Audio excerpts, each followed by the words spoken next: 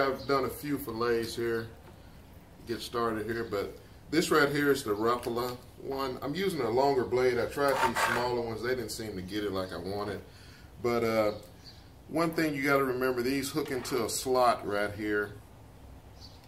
And these slide in just like that. You hear it click once you get it in there.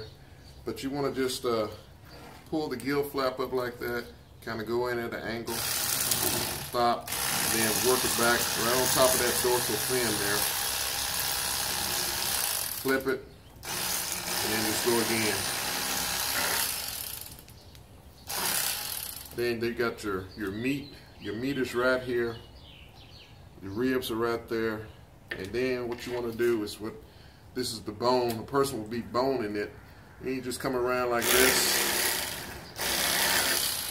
And that's pretty much it. You got your ribs and a little gut. That's all bone. You don't want that. This right here is a filleted bluegill. That's what you're going to get. A lot of people get catfish nuggets. This is way better than a catfish nugget. And that's what you got there. It goes in the bowl. Then you fold that skin back over, flip the fish, grab that gill plate again, go in. You'll feel the spine. Once you hit it, you turn it up, and then just go back down again like that. Flip it over. And go like that again. Come around that. And there you have it.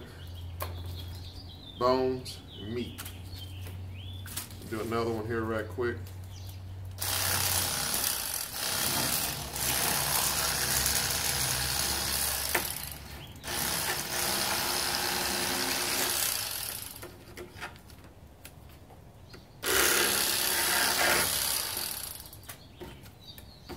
See, you can get pretty good at this once you practice.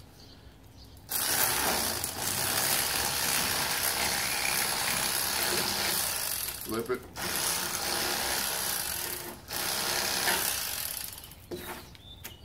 Go around. And there you have it.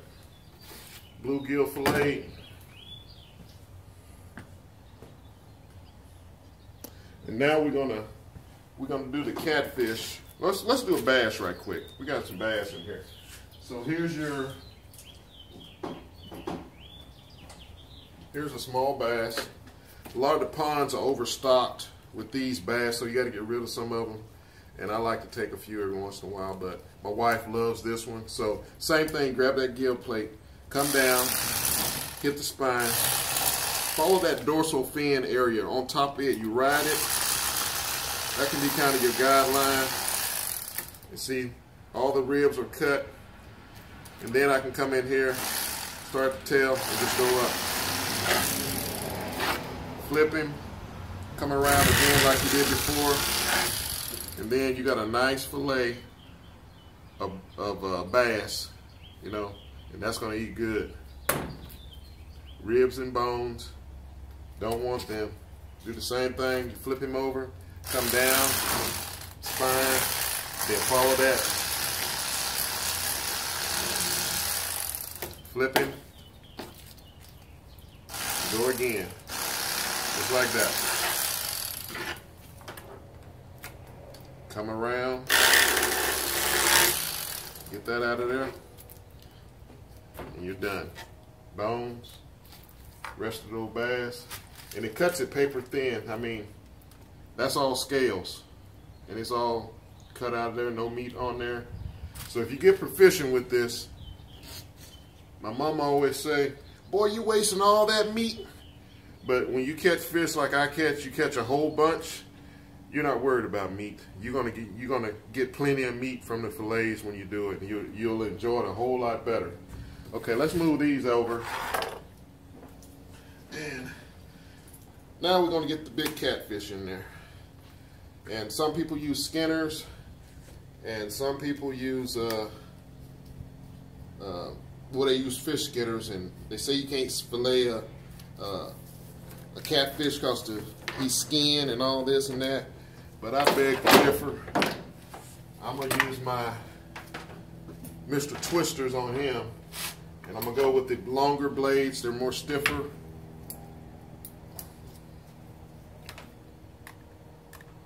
Like I said, the same hooks. You hook them in there. Oop. And they sometimes come apart, so you want to watch that. They got to stay together at the tip.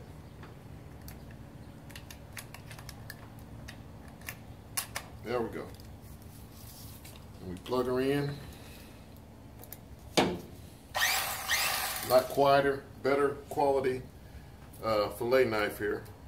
And so what we want to do, you want to start at the top here and make an incision like that. You'll be fighting around that bone. Then I come down over the ribs like that. Then do the same thing. Come down, follow that backbone, stop. You want to flip him over. Then you do the same thing just like we did earlier. Just come on down there and pull the fish as you cut him. And there you have it. A filleted catfish, a skint catfish with a fillet knife. And this red stuff right here, I like to take it out because that's the bad meat that's on the catfish. This is called the mud vein. Sometimes you hear people talk about the catfish got a muddy taste and all that. Well, to eliminate that, this red meat you're seeing right here, you want to take that out. Just make a V incision, something like that, and another V.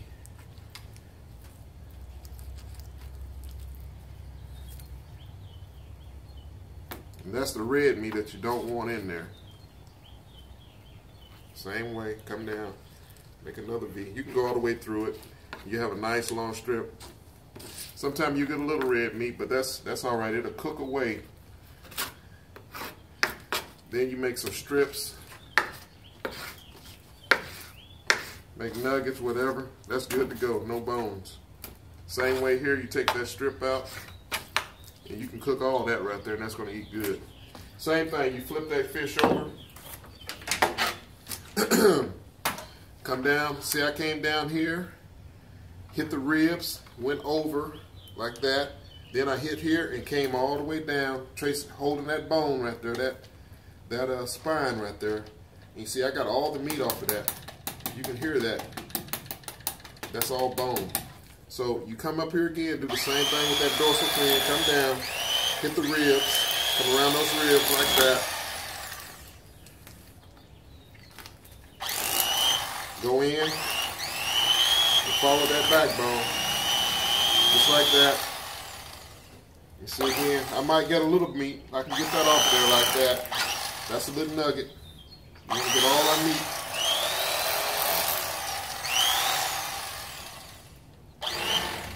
See, that's a little nugget we can cook right there.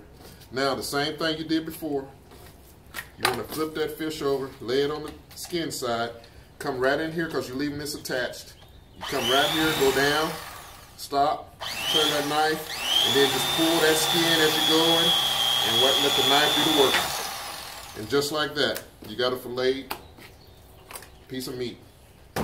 Here we go. That's all. The belly meat I'm not too concerned about because it can get kind of nasty, but I don't even worry about that because you got plenty of good meat right here. So we're going to put that in the bag. We're going to do the same thing. You got a lot of red meat right here, so we want to trim that. Just take your knife lightly and just go over the top of it. You trim all that red meat off. Same way you can come in here, do an incision.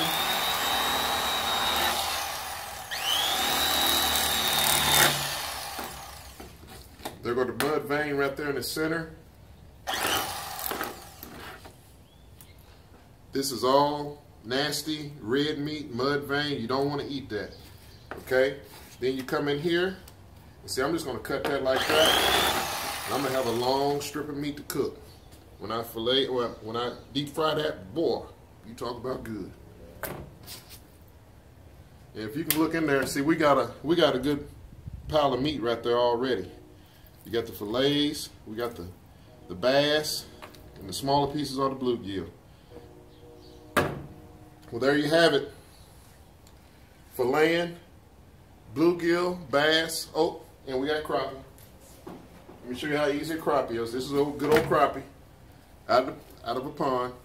Not huge, but he got a good fillet on him. Same thing, you take that gill flap, fold it up, come down, hit the spine, turn it, and come right back down, and go right down that fish like that. Stop, flip him, come like that, and go again like that.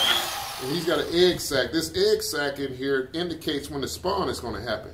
So it's nice and still red, not really swollen. His belly is not big. So right here, that's an indicator that they got eggs in them and they're getting ready for the spawn. The spawn is when they're going to lay their eggs. And that's when you can really catch them in shallow water and get a lot of them. So you do the same thing. You flip that scale. That's all skin and scale. Flip it back down. You flip that fish over, hit that gill plate, come down, and you just follow that dorsal fin again, flip him, and go again. And there you have the crappie fillet. Throw that away, and then you do your cut again, right above that bone of the ribs, cut, another cut, and that's a fillet of crappie. Do it again. Down, stop, come around, bones, fillet. Ready to go. All right, there you have it. On Don Outdoor Adventures on how to fillet bluegill, crappie, and a big old catfish, and how to trim the catfish after you're done. So we'll see you next time on Don Outdoor Adventures. Well, there you have it. There's all my fillets. Most of those are bluegill and the crappie and the bass all in there. The bigger ones up here are the catfish fillets, but it's worth it. I mean, you can't go to no store and get this quality of meat fresh, just cleaned and ready to be cooked here. So there it is, a nice big batch of bluegill, bass, and crappie and catfish. It's gonna be a nice fish fry this Saturday. I can't wait to taste it. All right, we'll see you next time on Don Outdoor Adventures.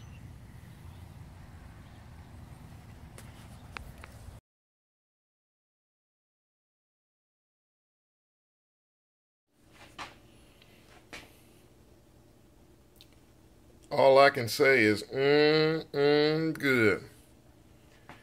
We're on Don and Net's kitchen. I figured I'd throw a little catfish and bluegill. See, these are the strips of bluegill I was telling you about. See, that's way better than that old catfish nugget. See, I made me a true fish sandwich, overflowing with fish. Got a good bowl of cream style corn, and you put that bun on top, and you gotta smash it down. I don't know about y'all, but I'm getting ready to throw down with this. This is catfish.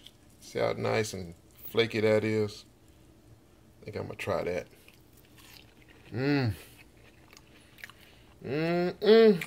Worth every minute of it.